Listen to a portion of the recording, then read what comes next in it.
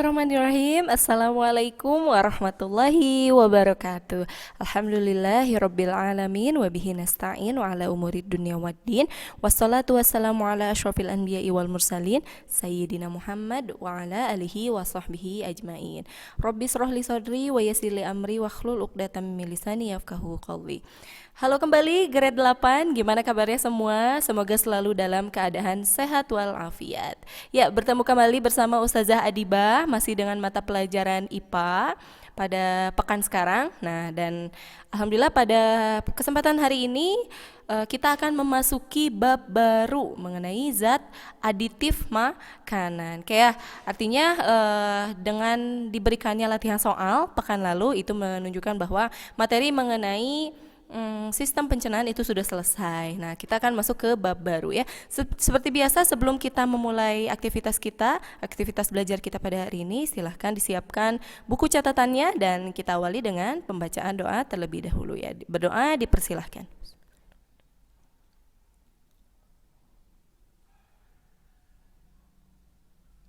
Oke, alhamdulillah. Baik, Ustazah harap semuanya sudah siap ya. Hadirkan raganya, pikirannya, hatinya untuk belajar materi IPA pada hari ini. Oke, kalian mungkin sudah mendengar ya istilah zat aditif makanan. Nah, ada aditif, ada adiktif ya. Oke, jadi yang kita bahas sekarang ini adalah zat aditif makanan. Di sini sudah sesuai banget nih, ada gambar-gambar makanan gitu ya. Kemudian juga di sini ada rempah-rempah. Nih kita mau bahas apa sih sebetulnya? Nah, kita akan mengawali dengan tujuan pembelajaran terlebih dahulu ya.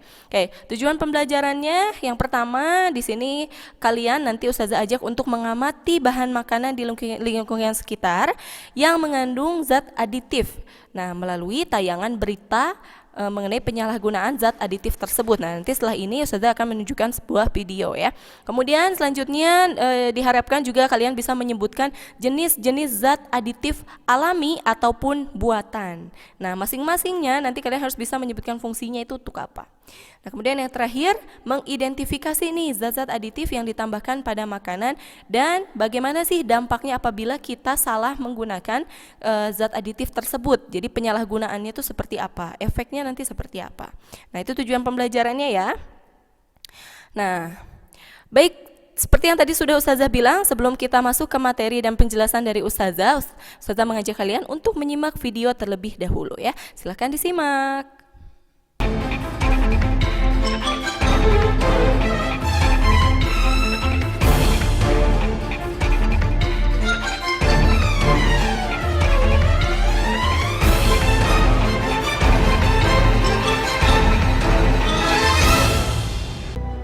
Sempat menghilang lama dari pasaran, jajanan ini kini muncul kembali sebagai menu camilan yang favorit. Mulai dari pedagang keliling, warung tenda, hingga restoran mewah. Kue cubit kini hadir menjadi menu yang digemari. Sayangnya, inovasi dari kue cubit dengan berbagai varian rasa justru dimanfaatkan oleh pedagang nakal. Warna kue cubit yang mencolok diakali dengan pewarna tekstil. Tak hanya itu, justru zat-zat kimia berbahaya dipakai demi harga jual yang murah. Larisnya kue cubit setengah matang membawa tim investigasi melakukan penelusuran. Sejauh apa bahaya mengkonsumsi masakan setengah matang yang tidak dipanaskan dengan suhu di atas 100 derajat Celcius. Riset menyatakan bakteri Salmonella dan E. coli tidak mati jika tidak dipanaskan dengan suhu tinggi. Dari penelusuran kami di lapangan, selain bahaya bakteri pada kue cubit setengah matang, ternyata sejumlah oknum pedagang juga menggunakan pewarna tekstil berbahaya sebagai varian rasa green tea dan red velvet. Kue cubit rasa green tea adalah yang paling banyak digemari. Namun mahalnya harga bahan green tea membuat pedagang curang menggantinya dengan bahan berbahaya.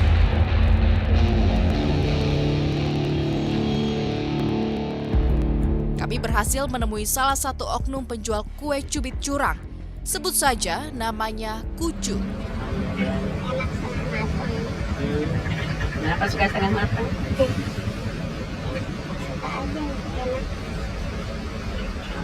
Karena masih basah. Nah, anak-anaknya suka itu digituin. Yang setengah matang itu. Satunya berapa kan? Berapa? Oh, 500. Ada berapa rasa tuh Kang? Ada strawberry, melon. Oh yang hijau itu melon. Anggur?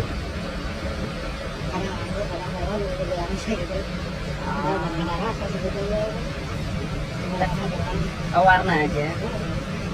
Susah nggak sih Kang bikin kue cubit? Susahnya di mana?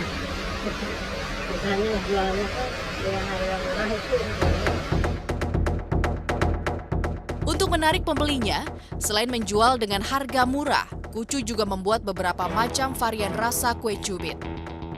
Sayangnya, varian rasa tersebut hanya dibuat dengan pewarna tekstil. Tak cukup sampai di situ kecurangan Kucu. Ia juga sengaja menggunakan bahan-bahan murah berkualitas buruk untuk membuat kue cubit dagangannya. Penasaran dengan kecurangan yang dilakukan Kucu, kami pun mengikutinya saat ia hendak berbelanja bahan-bahan pembuatan kue cubit di pasar. Kucu juga membeli telur apkir yang sudah pecah karena bisa dibeli dengan harga murah.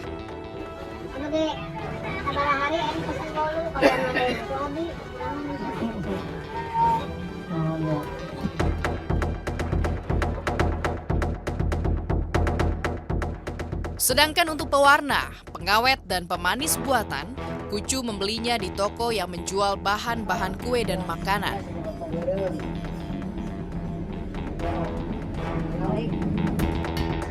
Setelah semua bahan didapat, Kucu pun memperlihatkan kepada kami bagaimana ia membuat adonan kue cubit dagangannya. Membuat kue cubit sebenarnya tidak jauh berbeda dengan kue bolu. Bahan-bahannya pun sangat sederhana: terigu, gula, mentega, dan telur. Kucu tidak membersihkan terlebih dahulu terigu yang ia beli di pasar. Tepung terigu langsung dicampur dengan telur, lalu diaduk dengan menggunakan mixer beserta kutunya. Gula pasir murni yang digunakan hanya beberapa sendok makan saja. Untuk menambah rasa manisnya, Kucu menggunakan pemanis buatan tanpa takaran. Murni sama gula putih itu harus 1 kilo segini kira takaran. Itu kalian bisa irit gitu, bisa jadi cuman setengahnya juga enggak.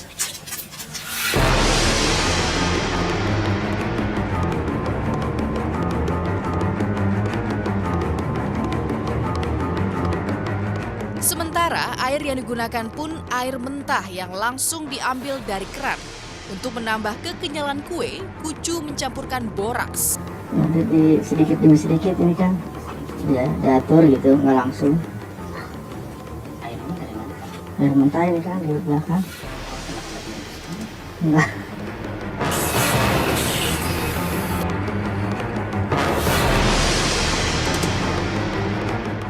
Setelah semua adonan kalis, Kucu menyaring adonan dengan menggunakan kain tipis. Tujuannya untuk memisahkan kutu-kutu tepung dan sebagian tepung yang menggumpal.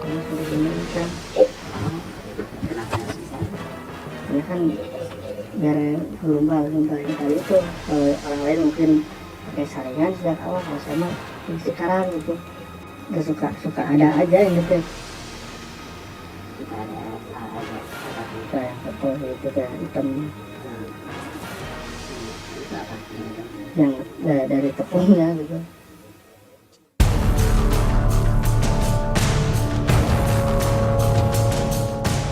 Hasilnya, adonan kue cubit buatan Kucu pun mirip dengan adonan kue cubit berbahan sehat. Kue cubit yang setengah matang memang menggugah selera. Namun telitilah Anda sebelum membeli karena bisa jadi kenikmatan kue cubit yang Anda konsumsi dapat berdampak buruk bagi kesehatan. Informasinya sesaat lagi. Reportase investigasi segera kembali. Oke, gimana Soleh-Soleha sudah disimak ya? Nah, kira-kira apa sih yang bisa diambil dari video tersebut? Nah, di video tersebut itu dijelaskan mengenai salah satu zat aditif ya, yaitu zat pewarna. Tapi ternyata ada juga loh zat lain yang digunakan di video tersebut, dan penggunaannya itu salah gitu ya atau kurang tepat. Nah, jadi untuk mengetahui kira-kira yang betulnya itu seperti apa, maka Ustazah mengajak kalian untuk membahasnya ya. Oke. Kita bahas dulu nih apa sih sebenarnya zat aditif itu. Nah, zat aditif itu pengertiannya adalah di sini bisa dibaca merupakan bahan yang ditambahkan ke dalam makanan. Makanya judulnya zat aditif makanan ya. Jadi sesuatu yang ditambahkan ke dalam makanan dan tujuannya itu untuk meningkatkan kualitas makanan tersebut ya. Jadi kualitasnya harus bagus. Nah, misalnya tadi ada bahan pewarna. Nah, tujuannya untuk memikat gitu ya, memikat kita untuk bisa membeli. Nah, itu dengan menambahkan zat aditif tersebut. Atau misalnya rasa nih, biar lebih terasa gurih, nah itu bisa ditambahkan zat aditif. Nah, penggunaan zat aditif ini juga diatur oleh Peraturan Menteri Kesehatan Republik Indonesia nomor 33 tahun 2012. Nah, di sini takaran-takarannya itu jelas dipaparkan gitu ya, tapi kita kan nggak akan ngebahas itu. Nah, ini adalah hukum yang mendasari mengenai penggunaan zat aditif makanan. Nah, ada apa aja sih macam-macam zat aditif ini? Nah, siap-siap ditulis ya. Yang pertama itu ada zat pewarna. Nah, biasanya digunakan pada minuman-minuman kemasan gitu ya, atau makanan-makanan seperti kue juga sering ya. Ada zat pewarna, kemudian yang kedua ada zat pemanis. Nah, di sini contohnya ada gambar es krim. Nah, ada 5 ya macam-macamnya. Nah, Ustazah memudahkan kalian menghafalnya untuk dengan menggunakan gambar juga nih, Ustazah tampilkan gambarnya di bawah ya. Kemudian ada zat pengawet. Nah ya, nah biasanya kalau daging-daging yang disimpan di dalam kulkas itu nggak cukup lama kalau nggak ditambahkan zat pengawet gitu ya kalau di supermarket, maka bisa juga ditambahkan oleh zat aditif. Nah kemudian ada zat penyedap. Nah mecin, tahu mecin? Nah itu juga zat aditif ya. Nah, kemudian ada zat aditif lainnya. Oke. Itu macam-macam zat aditif. Nah kemudian dari masing-masing macam zat aditif itu dibagi 2 ya. Ada yang disebut dengan aditif alami, artinya didapatkan itu dari asli atau murni dari bahan-bahan makanan seperti tumbuhan gitu misalnya ya, itu didapatkan asli dari situ. Nah sedangkan ada juga zat aditif buatan atau sintetis. Nah ini biasanya dari bahan-bahan kimia ya. Nah oke Ustazah, kira-kira aman gak sih penggunaan zat aditif ini? Nah tentunya aman apabila kalian sudah tahu ilmunya dan takarannya juga harus sesuai. Nah baik yang alami maupun buatan itu boleh digunakan tapi dengan takaran yang sesuai. Oke, kita awali dengan yang pertama ya. Ada zat pewarna makanan. Nah, biasanya zat pewarna makanan ini sering ditambahkan dalam makanan untuk memberikan warna yang menarik gitu ya, atau menawan. Nah, sehingga dapat menarik perhatian. Nah, kemudian juga bisa dimanfaatkan sebagai untuk mengembalikan warna asli. Jadi misalnya kalau ada pengolahan makanan yang menyebabkan makanan tersebut itu bahannya menjadi pudar warnanya, nah ini bisa ditambahkan dengan zat pewarna ya. Serta juga untuk mempertahankan warna produknya ya. Nah, ada apa aja? Nah, tentunya kita bahas dari yang pertama zat pewarna alami. Nah, di sini kita bisa memanfaatkan bunga telang apabila ingin menggunakan warna biru ya, atau ada juga umbi ungu ya, ubi ungu juga biasanya bisa digunakan. Nah, kemudian ini untuk memberikan warna hijau bisa menggunakan daun suji atau bisa juga menggunakan daun pandan ya. Nah, kemudian ada kayu secang. Nah ini untuk digunakan untuk warna merah. Kemudian ada kluwek ya. Nah ini untuk warna hitam. Nah kemudian ada umbi bit. Nah buah bit. Nah ini untuk warna ungu biasanya. Dan ada kulit lobster untuk warna oranye. Nah ada buah naga untuk warna ungu dan juga wortel untuk warna oranye ya. Nah ini masih banyak lagi, ini hanya sebagian saja. Kalian boleh mengeksplor lebih jauh. Kira-kira apa saja sih zat pewarna alami untuk makanan ya. Nah, ada yang alami, tentunya ada juga yang buatan. Nah, ini kalau buatan biasanya dominan itu adalah zat-zat kimia ya. Nah, di sini ada tartazin. Nah, biasanya untuk warna kuning pada bahan makanan, ada merah alura untuk warna merah, lisamin green untuk warna hijau, sunset yellow VFC, yellow kuning, benzil violet. Nah, ini yang sering digunakan ya, biasanya untuk warna ungu atau biru, dan ada indigo carbon untuk warna biru. Nah, penggunaan zat pewarna buatan ini masih dianggap aman apabila digunakan dengan takaran yang sesuai. Nah, di samping itu juga ada zat pewarna yang berbahaya nih. Nah, yang mana berbahaya? Kenapa dikatakan berbahaya? Karena yang harusnya tidak digunakan untuk bahan makanan, nah ini malah menggunakan ini gitu ya. Nah, biasanya untuk pewarna tekstil dan cat digunakan untuk bahan makanan. Contohnya dari video yang tadi ya. Nah, itu untuk pewarna tekstil atau cat. Nah, di sini ada auramin, ada metanyl yellow, rhodamin beta, dan violet 6B. Nah, biasanya ini sering digunakan, pewarna ini sering digunakan, apalagi yang rhodamin beta dan juga metanyl yellow. Nah, ini biasanya banyak yang menyalahgunakan. Nah, ini biasanya digunakan untuk saus, bisa juga ke dalam sirup, bisa juga kerupuk, bisa juga cendol, bahkan permen gitu ya. Dan efek dari produk-produk yang digunakan ini biasanya ada keracunan, kerusakan ginjal, bahkan sampai kanker kelenjar getah bening. Wah, ini berarti sangat berbahaya ya. Nah itu pewarna alami dan buatan. Nah, kira-kira apa sih keuntungan dari keduanya dan negatifnya itu apa gitu ya. Nah, perbedaan pewarna alami dan buatan bisa dilihat di sini. Yang pertama, pewarna alami tentunya dia lebih aman dikonsumsi. Kalau buatan biasanya memiliki efek negatif tertentu ya. Tidak semua, tapi biasanya lebih sering menimbulkan efek negatif dibandingkan pewarna alami. Nah, warna yang dihasilkan kurang stabil. Ini salah satu negatif dari pewarna alami ya. Sedangkan kalau buatan itu biasanya warnanya lebih pekat. Nah, kemudian untuk mendapatkan warna yang bagus biasanya dibutuhkan dalam jumlah yang banyak ya. Tentunya ini juga menjadi mahal gitu. Nah, kalau untuk yang jualan-jualan, yang usaha-usaha biasanya dia menggunakan pewarna buatan karena tadi lebih praktis dan ekonomis. Dan keanekaragamannya terbatas, pilihan warnanya terbatas, sedangkan kalau buatan itu beraneka ragam. Nah, kemudian tingkat keseragaman warnanya biasanya kurang baik nih. Kalau misalnya kurang aduk atau misalnya jumlah komposisinya kurang banyak, itu biasanya mempengaruhi keseragaman warnanya. Nah, kalau misalnya pewarna buatan biasanya itu lebih baik ya. Dan kadang-kadang kalau pewarna alami memberi rasa atau tadi ya aroma yang mengganggu, sedangkan pewarna buatan itu biasanya tidak beraroma gitu. Oke, nah selanjutnya kita lanjutkan ke zat aditif yang kedua, yaitu pemanis ya, zat pemanis ya. Oke, tentunya tujuannya adalah untuk memberikan rasa manis pada olahan pangan ya. Nah, kemudian kita bahas zat pemanis alami itu ada apa aja. Nah, sini ada madu, ada kayu manis, ada tebu, dan ada gula merah. Nah, kalau madu itu biasanya diperoleh dari lebah ya.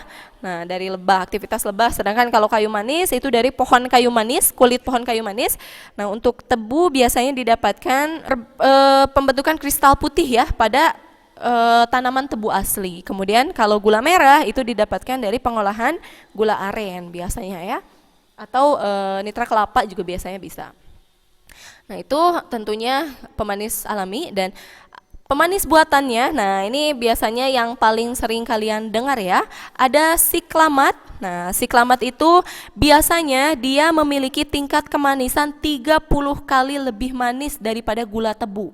Nah, makanya ini sering digunakan oleh usaha-usaha makanan ya. Nah, bisa dikonsumsi? Bisa dong, tapi tentunya ada takarannya ya. Takarannya itu 3 mg per kilogram produk. Nah, ini biasanya disalahgunakan nih, karena jumlahnya digunakan lebih dari itu. Nah, apabila digunakan lebih dari itu, nah biasanya dia bersifat karsinogenik atau beracun. Nah, ini biasanya siklamat ini digunakan untuk pembuatan cupcake. Nah, manis-manisnya itu, cupcake itu diambil dari siklamat ya. Nah, kemudian ada aspartam. Nah, aspartam ini tingkat kemanisannya itu lebih tinggi lagi. Ya, 200 kali lebih manis daripada gula tebu. Kalau tadi siklamat 30 kali, nah kalau aspartam itu 200 kali lebih banyak. Dan batas aman penggunaannya itu adalah 100 mg per kilogram bahan. Ya. Nah, biasanya kalau aspartam ini tidak digunakan di bahan makanan karena dia itu apabila dipanaskan pada suhu yang tinggi biasanya berubah menjadi asam amino, jadi tidak bisa. Nah, jadi dimanfaatkan untuk pemanis pada minuman-minuman kaleng seperti Sprite ya, di sini contohnya. Nah, kemudian ada, ya ini paling terkenal nih, pasti sering dengar ya, nah, sakarin. Sakarin ini juga lebih manis lagi dibandingkan aspartam dengan siklamat, karena dia memiliki kemanisan 300 lebih manis daripada gula tebu. Dan konsumsi amannya itu adalah maksimalnya 5 mg setiap kilogram berat badan per hari ya. Oke, biasanya di mana? Biasanya ada di minuman-minuman manis ya. Nah, sakarin itu ya. Oke, ini adalah zat pemanis buatan. Tentunya apabila digunakan lebih dari takaran yang dianjurkan, itu bisa bersifat beracun atau karsinogenik tadi dan juga tidak aman bagi tubuh ya. Oke, selanjutnya kita akan membahas mengenai zat aditif yang ketiga, yaitu tentang zat pengawet ya. Oke, zat pengawet ini fungsinya biasanya untuk mengawetkan makanan ya, sudah jelas. Nah, apa saja sih zat pengawet alami? Nah, ada garam dapur, ada bawang putih, ada asam ya. Nah, kalau garam dapur biasanya teknik pengawetannya itu disebutnya penggaraman. Nah, kalau bawang putih itu biasanya kerjanya adalah dengan menghambat pertumbuhan bakteri di dalam makanan tersebut ya. Kemudian kalau asam ini biasanya untuk menahan reaksi oksidasi di dalam makanan tersebut. Contohnya mencegah terjadinya perubahan warna coklat apabila makanan tersebut sudah diolah gitu ya. Nah, misalnya ikan, daging itu biasanya dengan menggunakan asam. Nah, selain ketiga bahan ini juga ada zat-zat lain yang bisa digunakan seperti gula. Nah, kemudian keluak juga bisa, keluak yang tadi ya bisa digunakan untuk pengawet alami tentunya, dan ada juga kunyit. Nah, selanjutnya zat pengawet buatan. Zat pengawet buatan, nah tentunya ada yang berbahaya, ada yang memang layak untuk digunakan atau sintetis nih ya. Nah, sintetis ini ada yang pertama ada asam benzoat, biasanya digunakan untuk pengawet minuman ringan. Nah, minuman yang ada di dalam botol gitu, kaleng, dan juga bisa digunakan untuk kecap.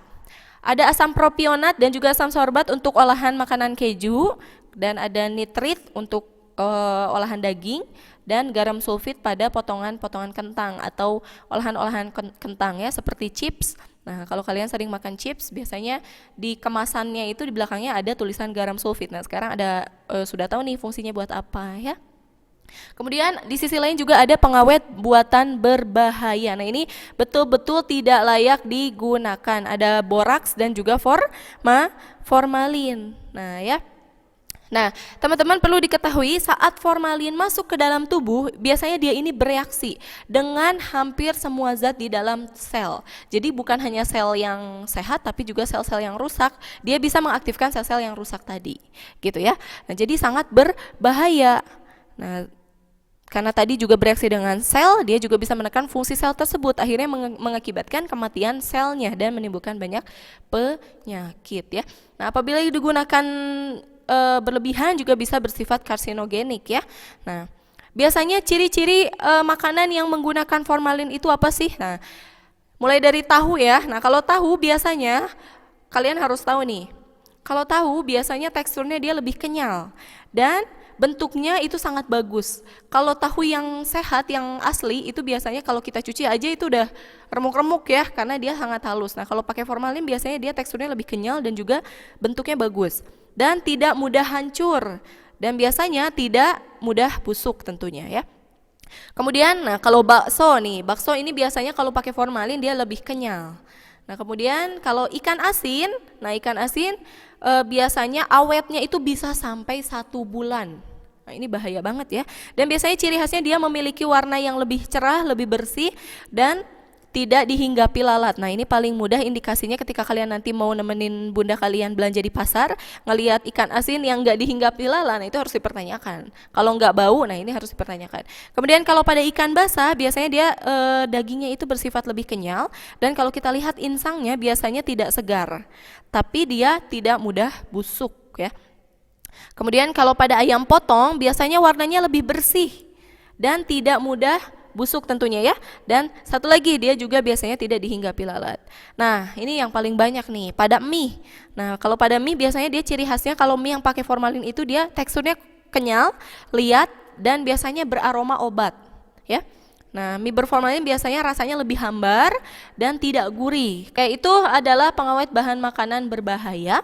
Kemudian ada boraks juga ya. Nah, boraks ini dikenal dengan, kalau istilahnya di pasar itu adalah blank ya. Nah, pada hakikatnya boraks ini merupakan bahan pembersih. Jadi dia itu bahan pembersih, tapi dia punya sifat antiseptik. Nah, jadi biasanya digunakan untuk pengawet kayu dan kosmetik, tapi malah ditambahkan ke makanan. Ini nauzubillah min dzalik, sangat berbahaya berarti ya. Nah, kemudian zat aditif yang keempat yaitu zat penyedap. Nah, zat penyedapnya ada yang alami dan ada yang buatan tentunya. Nah, biasanya ditambahkan untuk menambahkan cita rasa pada bahan makanan tersebut ya. Alami ada cengkeh, ada ketumbar, ada garam, nah kaldu ayam, lada atau merica, dan juga pala ya.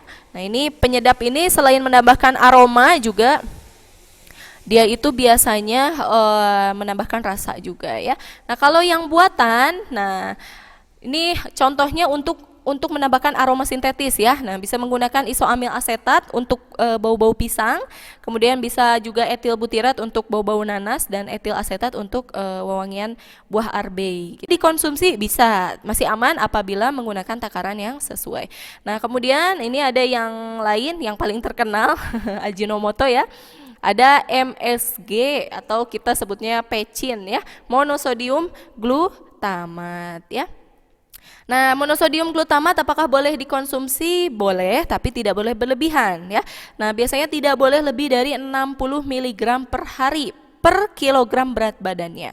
Karena MSG ini diduga mengakibatkan, nah sudah ada penelitiannya mengakibatkan Chinese Restaurant Syndrome.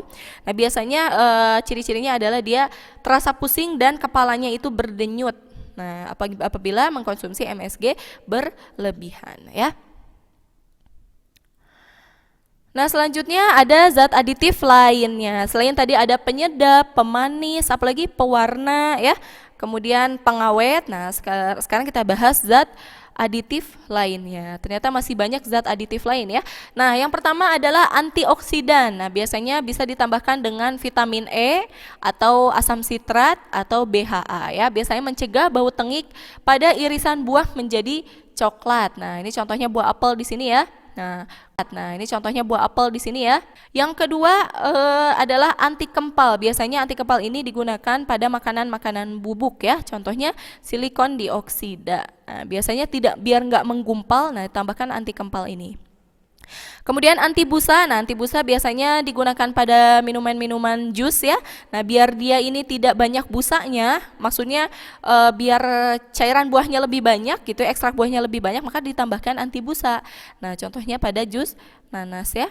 Kemudian ada bahan pengeras. Nah, ini biasanya membuat tekstur bahan makanan itu menjadi kental atau lebih keras, lebih kaku. Nah, bisa ditambahkan kalsium karbonat. Biasanya digunakan untuk jam atau selai ya, atau pada jelly juga bisa. Nah, yang terakhir adalah bahan pengembang. Nah, ini kalian sering menggunakan dan sering melihat ya, mungkin ada Fermipan. Nah, ini Fermipan ini isinya adalah ragi, dan ada juga beberapa bahan pengembang seperti bikarbonat. Oke? Baik, itu dia materi zat aditif yang ingin Ustazah sampaikan pada hari ini. Alhamdulillah kalian jadi nambah pengetahuan ya, banyak banget nih. Nah, tadi sudah kita sudah membahas 5 macam zat aditif, dan tentunya sekarang sudah bisa membedakan mana sih zat aditif yang alami, mana yang buatan, gimana sih ciri-cirinya, dan apa sih dampaknya kalau kita konsumsi secara berlebihan. Seperti itu ya. Silakan dicatat ulang materinya, kemudian dibaca kembali, dan tentunya kalau ada yang bisa dihafalkan silakan dihafalkan ya. Terima kasih yang sudah menyimak materi sampai dengan selesai, dan sampai bertemu di pertemuan berikutnya. Berarti kita akan membahas zat adiktif ya. Kalau tadi aditif, nah minggu depan kita akan bahas zat adiktif ya. Oke, sekian dari Ustazah. Mohon maaf apabila banyak kekurangan. Terima kasih. Wassalamualaikum warahmatullahi wabarakatuh.